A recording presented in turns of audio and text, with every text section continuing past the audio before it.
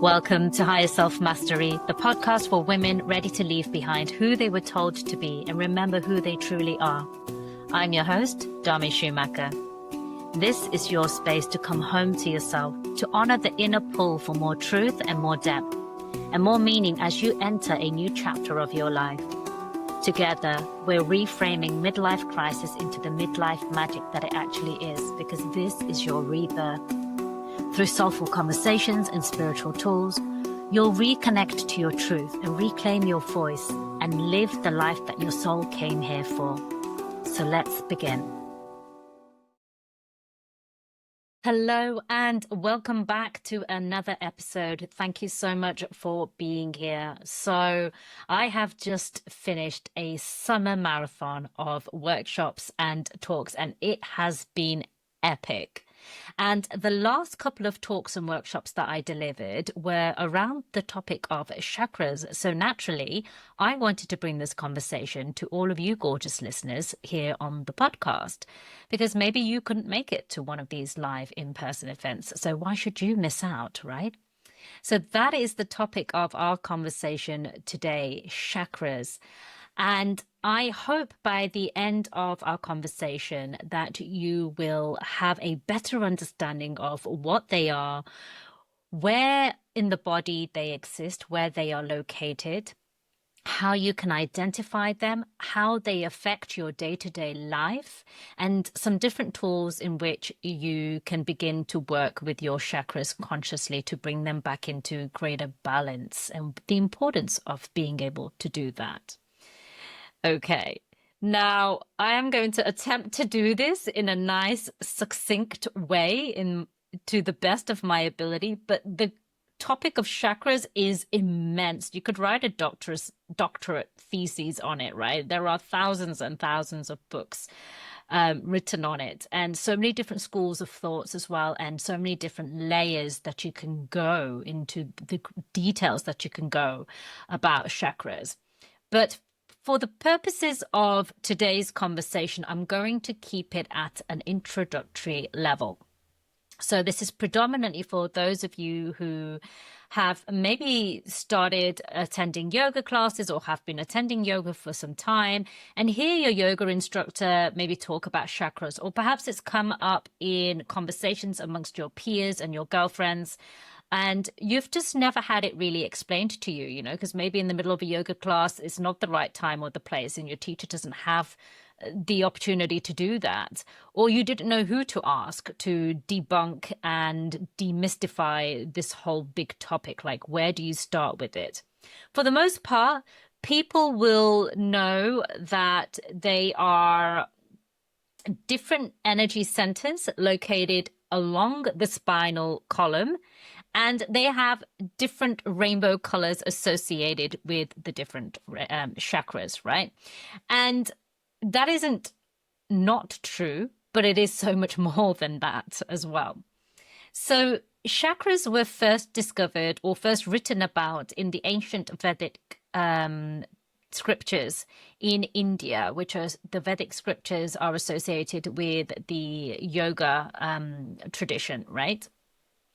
And the chakras were discovered by Brahmins and rishis and sages through meditation, through this spiritual work that they were doing, because it was a realization, a revelation, I should say, through their psychic abilities, because chakras do not exist on the physical plane. They cannot, there is no part of your body that a doctor or surgeon can cut up and dissect and then say, oh, look, I found your chakra, your throat chakra, or your heart chakra, or anything like that. They are not located in this physical body. They exist on the subtle body. Now, in yoga, they often refer to this physical body that we consider our bones and our flesh and our skin and our organs as the gross body. So basically the body that exists in the material realm, this 3D realm. And then there are many, many, many different layers of subtle bodies as well. And the subtle body is simply things that cannot be seen or touched through the 5 senses that we have, but through other senses. And so the chakras exist on the subtle body.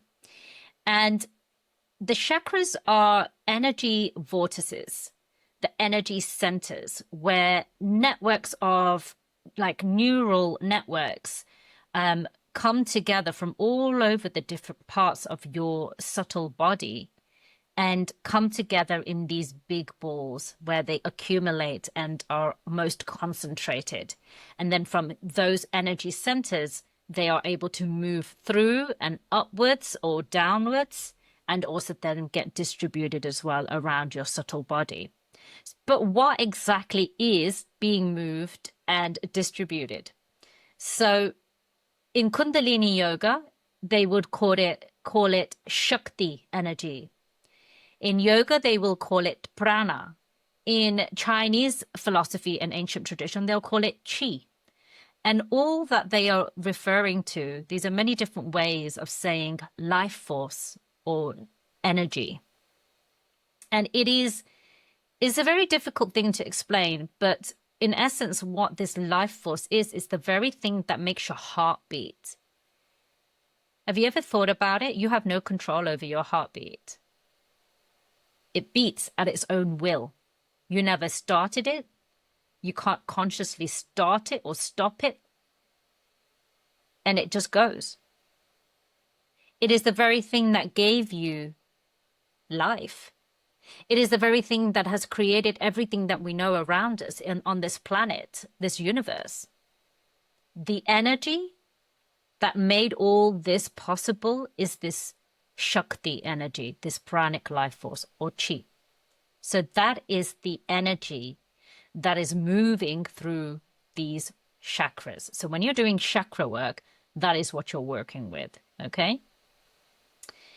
It is not to be confused with your breath, the oxygen and the carbon dioxide. Because I said prana, which is how it's referred to in Hindu tradition and yogic tradition.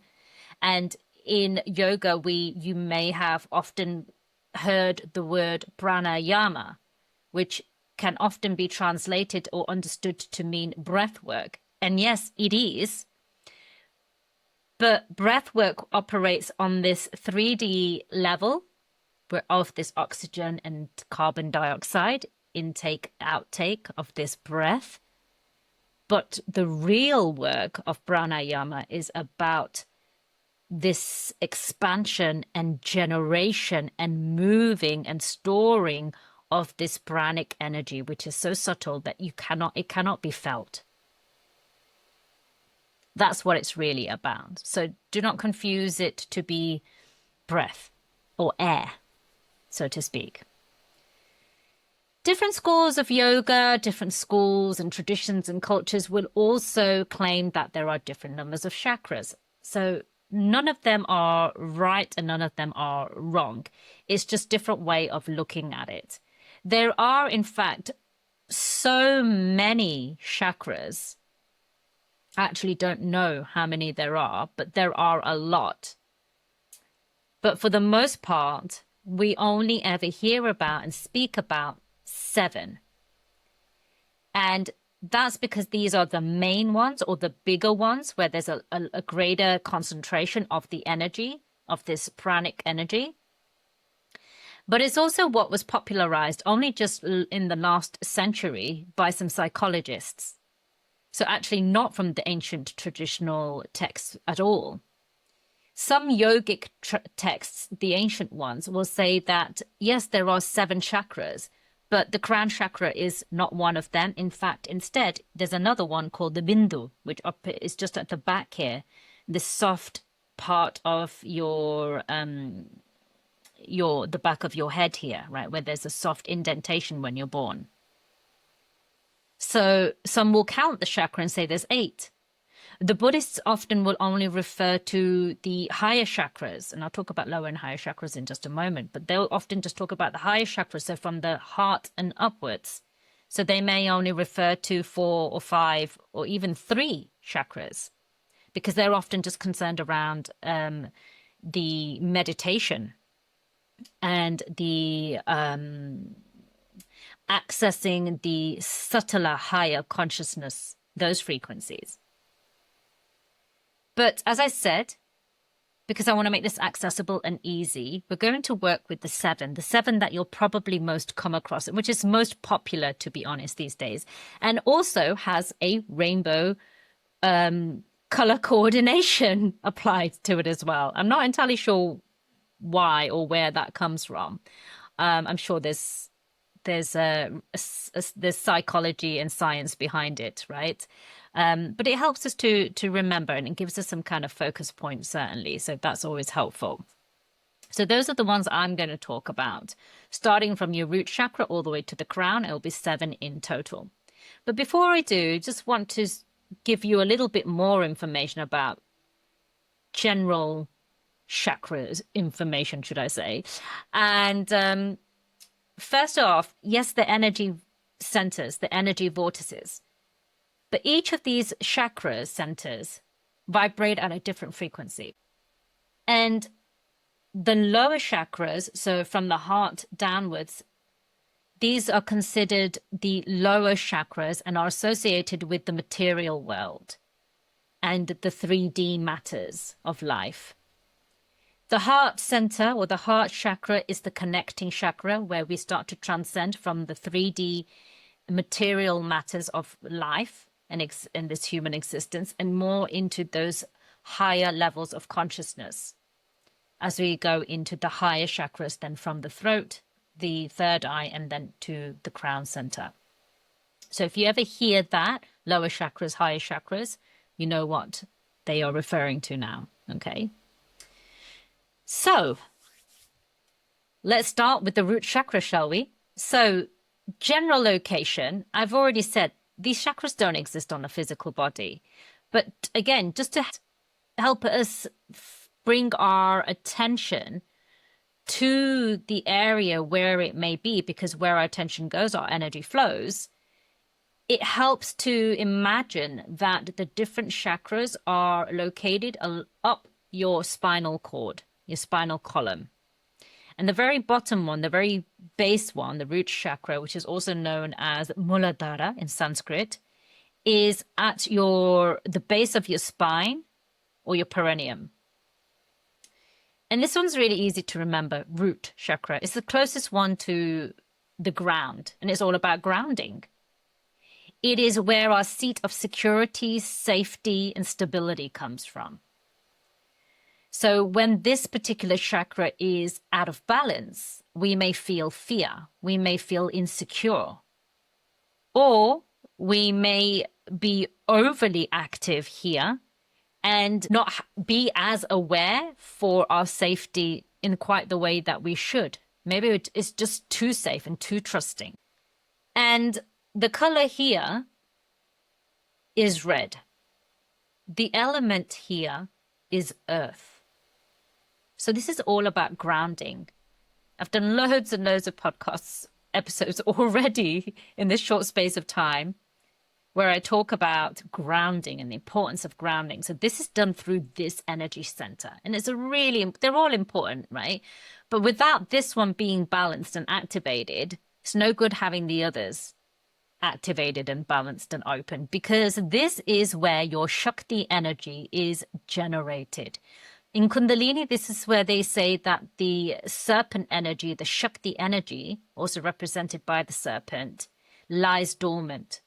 So the idea is to awaken it, open up this chakra center, and then help it to flow and move up through the other chakras, right? So this is a really, really important one, because this is where the Shakti energy is generated. So all of those grounding practices, earthing practices, that's where you'll be activating your root chakra.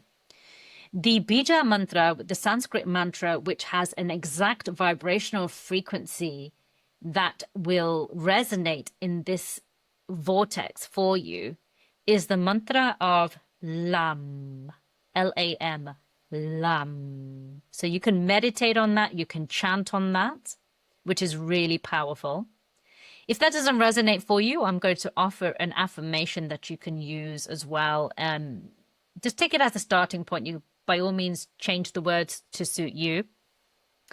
And the affirmation that I offer you here is, I am supported, grounded, and safe. Okay, so that is your root chakra. Then we move up ever so slightly, just above the root chakra, below the navel, is your second chakra, which is the Svadhisthana, the sacral chakra. This is the seed of creation. The color here is yellow. The element is water. So as we move through the different chakras, I like to place my hands over the different parts of my body to, again, just help me to bring my awareness and focus to those parts of the body. In this particular one, if you're not watching on YouTube, I have got my thumbs together, my palms facing towards my body, and my fingers spread out and down, making a V shape in between my hands, and place that over my womb area, irrespective of whether you have a womb or not, male or female, or whether even as a female you no longer have a womb. This energy center still exists in this area for you. And think about it. This is where we have our moon blood. This is where we have all those supportive fluids that encase and incubate new life. This is also where your bladder is. There's a lot of liquid, a lot of water in this part of our body. And the element of water is flow and movement. And if you're watching, you'll see that I'm rotating my hips as I'm sitting here, and I do that very naturally. But that simple gesture there and that movement helps to activate and open up this particular chakra. It is not just the seed of creation for life, for giving life, but also all kinds of creation. Maybe it's a creation of ideas and solutions. It's creativity in the most mundane activities of your life, day-to-day activities, how you walk down that street, how you cook, how you talk, how you dress yourself. Creativity exists in each and every one of us. And when someone says to me, I'm not creative, immediately I'll turn around and always say to, oh, yes, you are. They either don't have an activated creative center, or somewhere along the way, somebody's told them that they're not creative. And so they've suppressed that within them. This sacral center here is also where we bring in all our karmic lessons and challenges that our soul agreed to work through in this life. So this is where all those subconscious beliefs and limitations lie. It is also when it is underactivated or overactivated, our creative center and our desire and our passion, which comes from this energy center, predominantly show in the form of sex and food. So if it is overactive, we may find that we have an insatiable appetite for both sex and food. And if it is underactive, then we don't have an appetite for sexual intercourse and food. So that's one way of identifying where you may be in your sacral creative center. The Bija mantra here is VAM, V-A-M, VAM. And alternatively, you can use the affirmation, I feel creative, enthusiastic, and passionate. If you prefer to use I am for each of the different energy centers, go ahead. I personally prefer I am for everything. But there are specific words also associated with the chakras. Again, something that was created more recently. But go with whatever resonates for you. The Bija mantra, the Sanskrit mantra, is the most powerful because it has an exact vibrational frequency to activate that energy vortex. But if that just feels disconnected for you, then start with whatever feels good. So balancing this chakra helps us to stop overindulging and helps us to flow better, right? Okay. Moving up, just above your navel, this one many of you will know, is the Manipura chakra, also known as the solar plexus, represented by the color orange or gold, and often seen or symbolized by the sun, a great ball of fire burning brightly, radiating out from this center out into every part of your body, into your aura and beyond. The element here, surprise, surprise, is of course fire, and there is also heat associated here. So when you're working on this chakra, some people will say they can feel the heat. And this particular chakra is all about your confidence, your power, your will, your vitality. It is the energy center of getting things done, action taking. When it is overactive, we might be aggressive and dominating. When it is underactive, we may be meek and lack confidence and find it difficult to do the things that we actually want to do. The Bija mantra here is Ram, R-A-M, Ram. Or alternatively, you can say, I can, or I am. I am courageous, strong and confident. I can do, be, and have anything I desire. So that is your solar plexus. Moving up from there is your heart chakra, positioned just behind your heart in the middle of your chest here. The element is air. The color is green or pink. This is where your lungs are situated. So it's no surprise that it is the element of air. But also we've gone from those very physical elements such as water, fire, earth.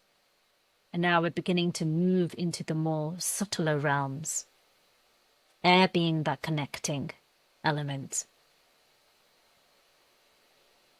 So here you can take some deep breaths.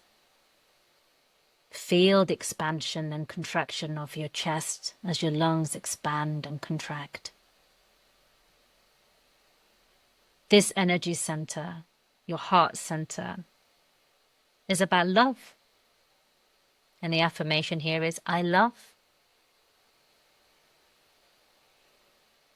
I am love. I am compassionate, kind, and giving. When this energy center is balanced, we give freely. We are thoughtful. We can see other people's viewpoints. We are caring, we are generous, we are loving. When it is underactive, we may find it difficult to receive love, accept compliments, be closed off even though we desperately seek and desire those connections. And when it is overactive, we may be too over-attached,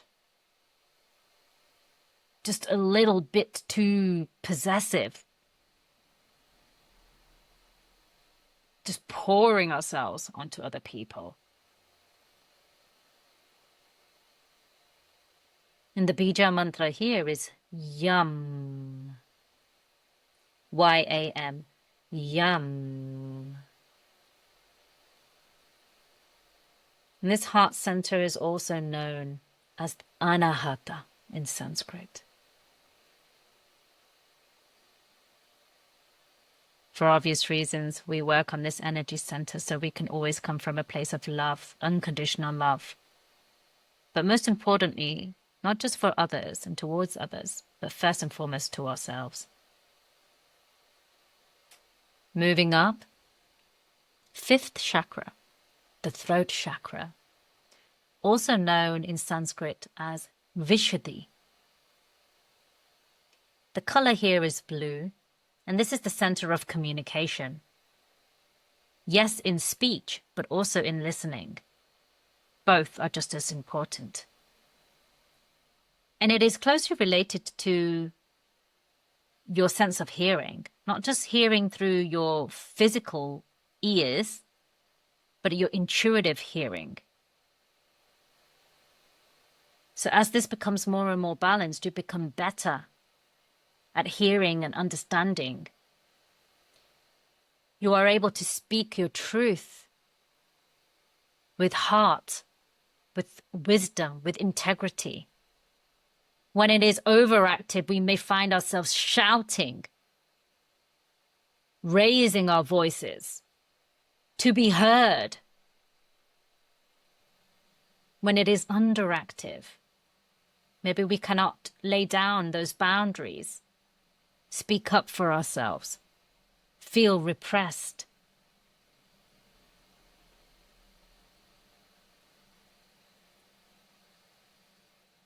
The element here is ether or space.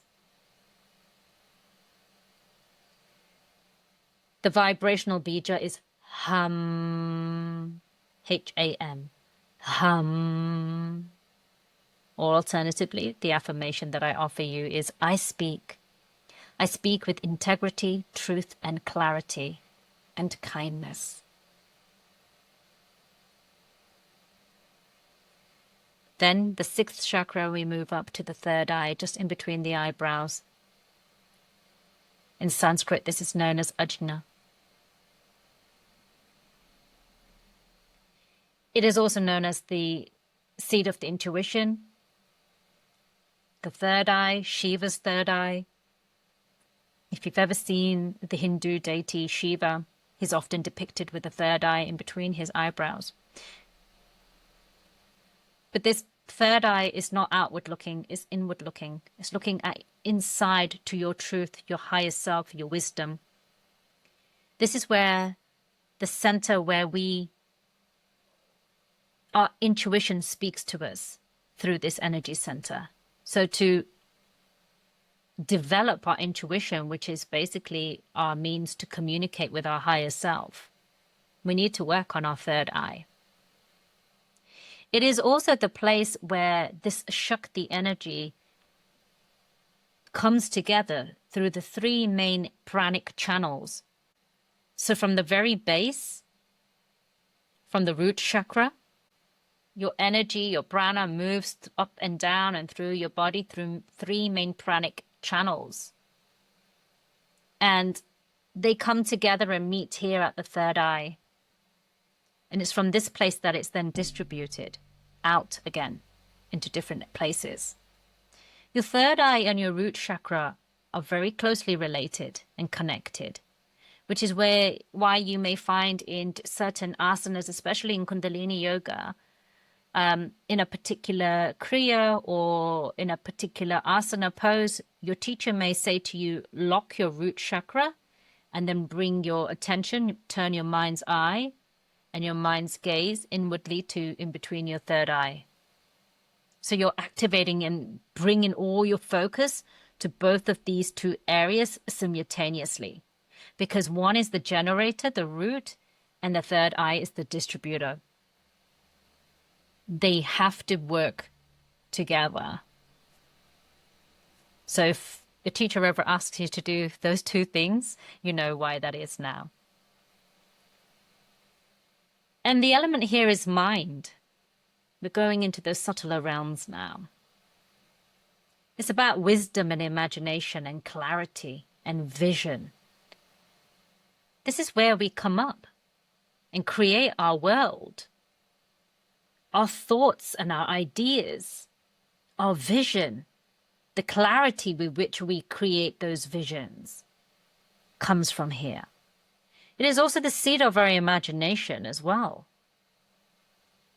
Because our imagination, although may often be seen as a creative force, and yes, there is that, but when we're connected to our higher selves and connecting through and receiving information from our intuition from our higher self, the imagination really is just downloads of something that is bigger, possibilities that are out there for us, waiting for us, that we don't yet have. So it may seem like we are creating something new, but actually they're downloads of a life that is just waiting for us, or opportunities and possibilities that are just waiting for us. The bija mantra here is Om, O-M, Om. Or alternatively, you can say, I see. And the color here is indigo. I see, or I am, open to divine wisdom. I dream, I imagine, and connect with my higher self. I am connected to my intuition. And then finally, we go up to the crown chakra. As I said before, in some yogic schools, we do not even class this as a chakra because it is beyond that. But for the purposes of today, this is represented by the color violet. And there's no element here because once you are up here, you have surpassed everything. Once you have fully activated and opened your crown chakra, you have essentially transcended.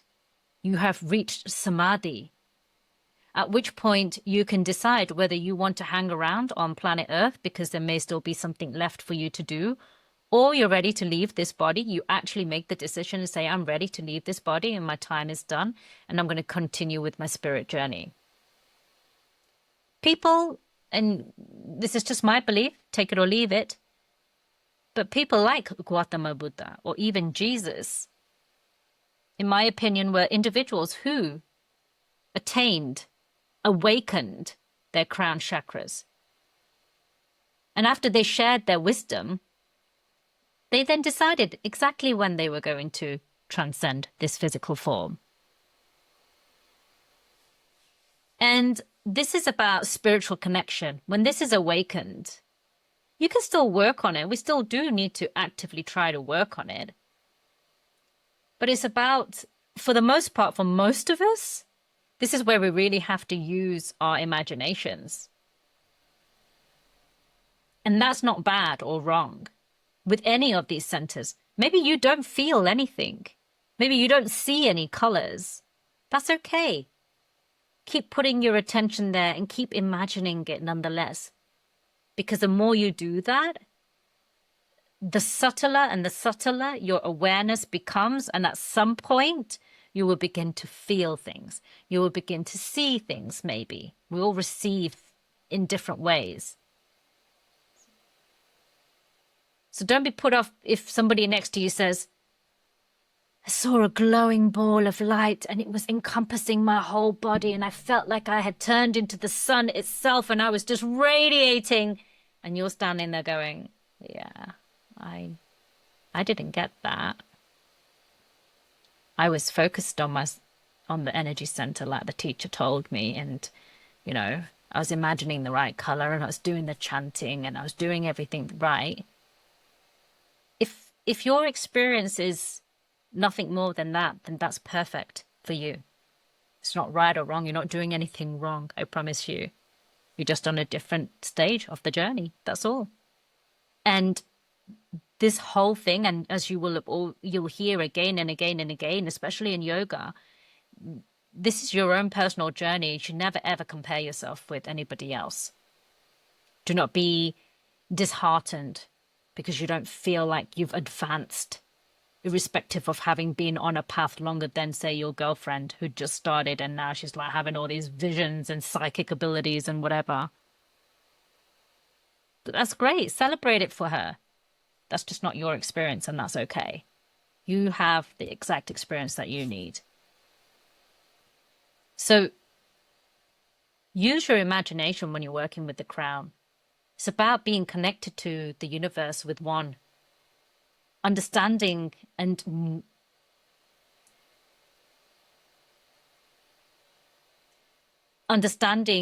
knowing that we are born of one consciousness. We are all connected. And so the Bija mantra here is either Om again or just complete silence. You may envision a light coming down and entering through your crown. And it may be violet, but actually sometimes people say white as well. Go with whatever feels good for you. And if it's a different color, go with that. Alternatively to the Bija mantra, you can go with I know or I am. I am one with all, with universal consciousness.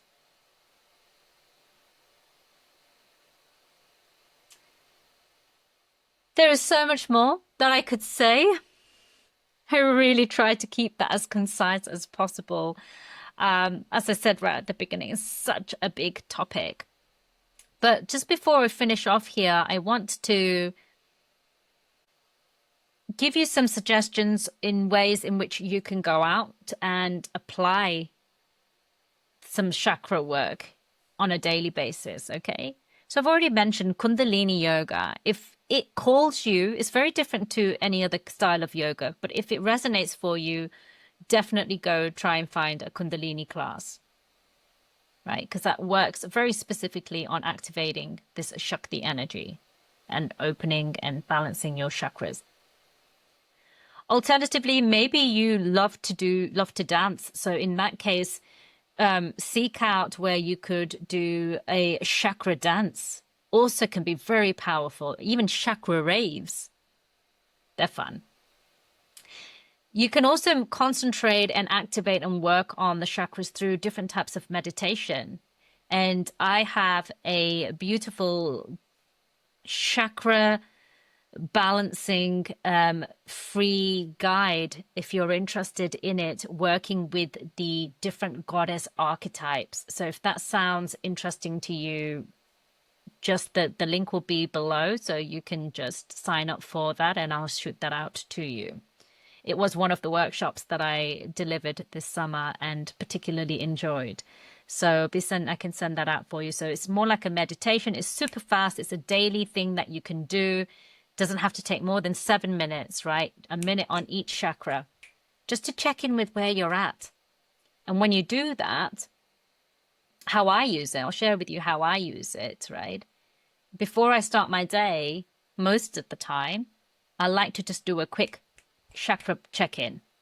So I'll go very quickly and work with the goddess archetype and work with the different mantras or the different colors, whatever resonates for me in that particular day, and move through the different chakras. And sometimes I can get to a chakra and I'll just be like, yeah, that feels good. And then I can get somewhere and be like, ooh, that feels like it's maybe a bit closed, or I need to release something there. And so I'll really lean into the goddess archetype, and maybe some sounds may need to come out, especially by the time you get to your throat chakra. You might need to like rage or roar, right? When you're in your solar plexus, you may need to like do a power stance, whatever it is. But you can check in.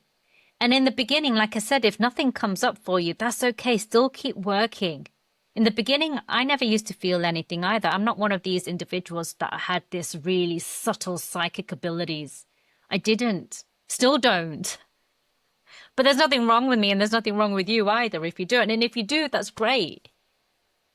But just keep working with it. Use your imagination. Work with the colors. That's why I'm offering so many different access points, the mantras, the affirmations, the colors, all of those things will help you to focus your energy and give you something to bring your attention to.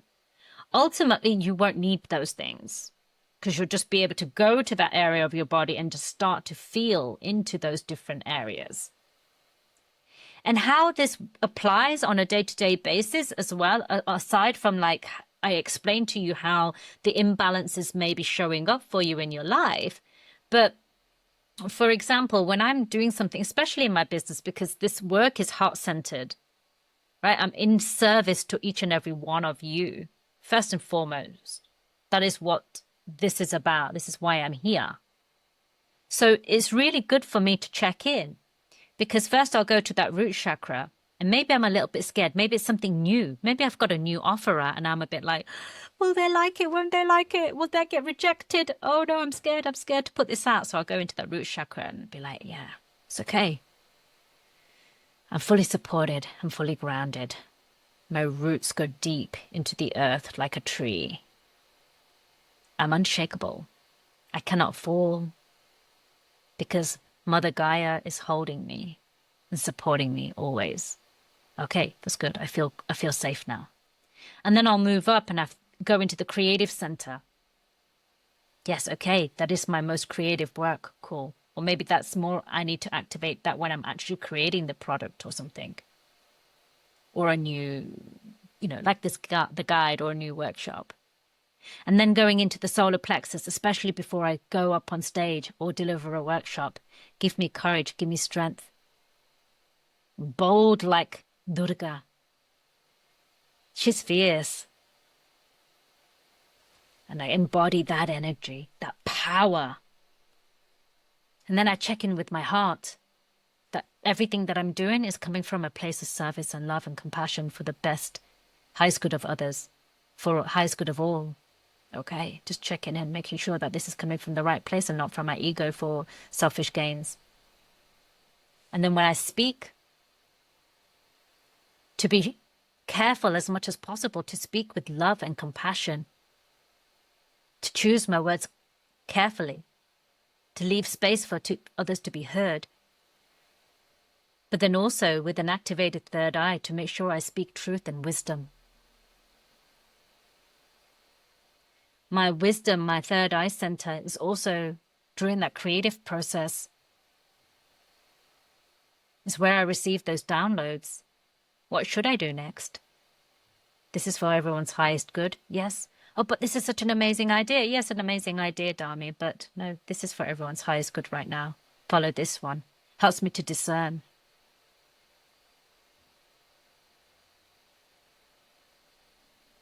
And then remembering always that I am not alone, that I am on this bigger journey here, and that life should be fun and should be enjoyed and not to take anything seriously, and I am one with all. One with all.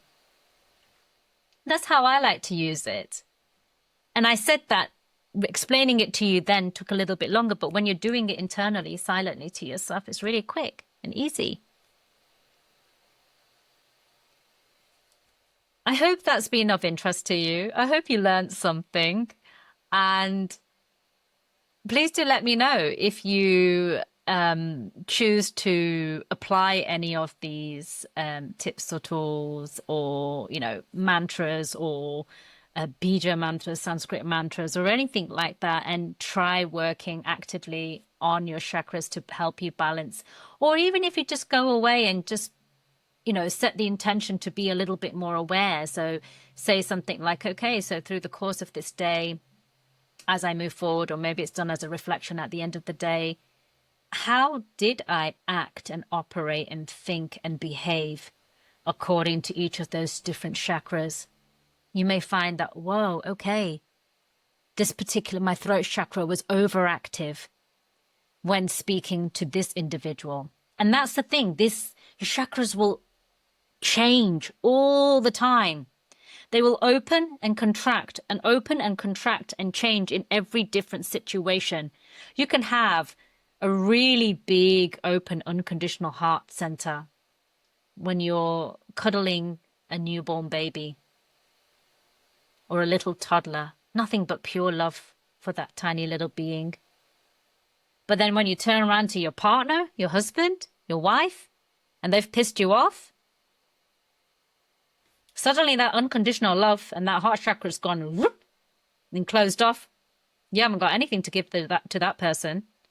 And then also, because you've closed your heart center off, suddenly your throat chakra is a little bit aggressive, it's a little bit dominant, it's a little bit sharp-tongued. But then once again, you're looking at this little baby and then it's like, oh. And you speak sweet nothings into its little ears. Say, you're so beautiful. Aren't you gorgeous? Aren't you perfect? Right? See how quickly it can change from person to person, from situation, from environment to environment. And so when we work with our chakras on a regular basis, consciously work with them, it helps us to stay as balanced as possible. It's not always possible. It's probably impossible until you kind of reach that samadhi and transcend. But like the Buddhists will always say, the core of some of the Buddhist teachings is equilibrium. It's about learning to control our internal world so that no matter what happens on the outside, we are less and less and less affected by it. So we don't have such volatile extremes from I've got unconditional love to I've got nothing for you. Speak to the hand.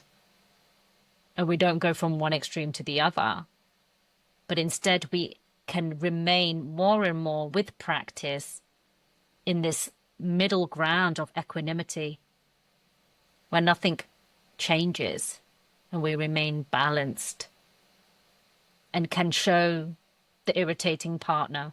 Well, they won't be irritating then, will they?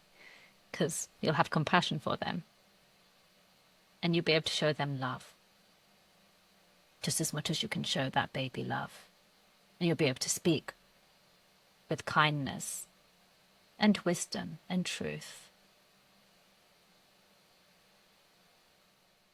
Enjoy. Please let me know how it goes. Yeah, and the link for that chakra goddess balancing guide is in the show notes. So be sure to go sign up for that if that's of interest to you.